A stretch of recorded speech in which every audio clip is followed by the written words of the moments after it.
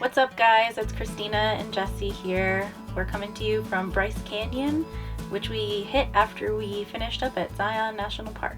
We're currently staying at Ruby's Inn, but it was hilarious when rolling up because the GPS pronounced it Rubby's Inn, so we referred to it as Rubby's for the duration of the trip.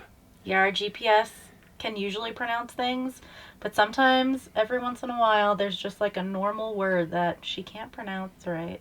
Yeah, she has trouble with easy words. But like harder words, we're impressed. It's very strange. I was also surprised when we pulled into Rubby's that we had a front yard, which was awesome. We rarely have front yard. These were really nice full hookup sites, so that was pleasant. Yeah, I was really impressed with Ruby's, and I didn't actually know that they basically own the whole little town outside of Bryce Canyon. Really neat little story about the family who originated the inn there and kind of built up this whole area outside Bryce Canyon. Definitely recommend checking it out. So we really only had one day to explore Bryce Canyon, and we wanted to make the most of it. The first thing we did is we caught sunset at Sunset Point, where we could see all the most famous hoodoos in the Wall Street area. And then the next day, we had time to do one long hike. So we decided on the Fairyland Loop. Thank you, Steven, for the recommendation. So the Fairyland Loop is 8 miles, and it takes you through the canyon, up and around, and then onto the rim trail. So the hoodoos in themselves are pretty interesting. They look like those little drippy sandcastles that you can make, except they're stone, and they're like these layers of rock. And the Paiutes have a really interesting legend on how the hoodoos came to be, so you should definitely check that out if you can. My favorite part of hiking the Fairyland Loop was how much you got to see. You got to see all the different types of trees and bushes and shrubs that grow in the whole Bryce Canyon area. And I had just a really fun time, like taking a look at all the different types of trees.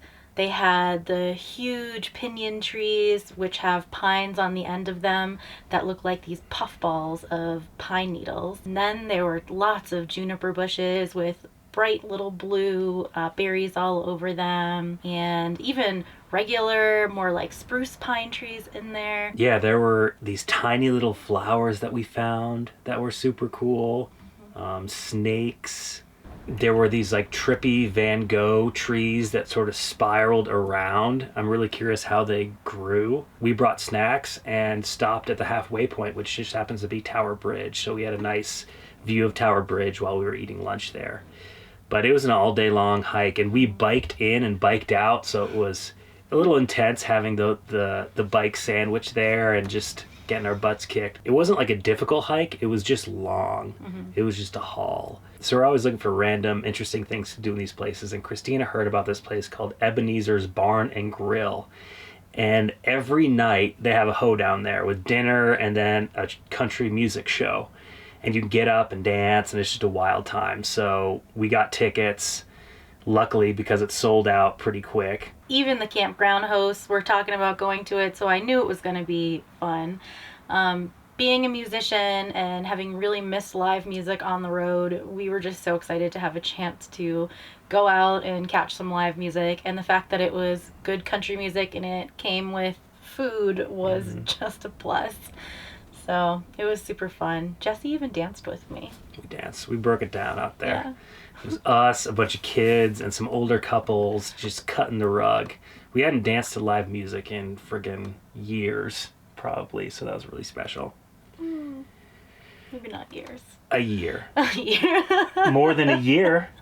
So personally, I preferred Zion to Bryce, but they're so close together, you can do them as like a 1-2 punch, which is awesome. They're only, like an hour and a half, 2 hours apart? Yeah. So it makes it really easy to visit both. I know some people prefer Bryce, but yeah, it's definitely a must if you're in Utah to visit those two. So next we're headed to BLM land outside Capitol Reef, which we're really excited about. So it'll be nice to be off grid for a little while and just enjoy that. So we'll see you guys there.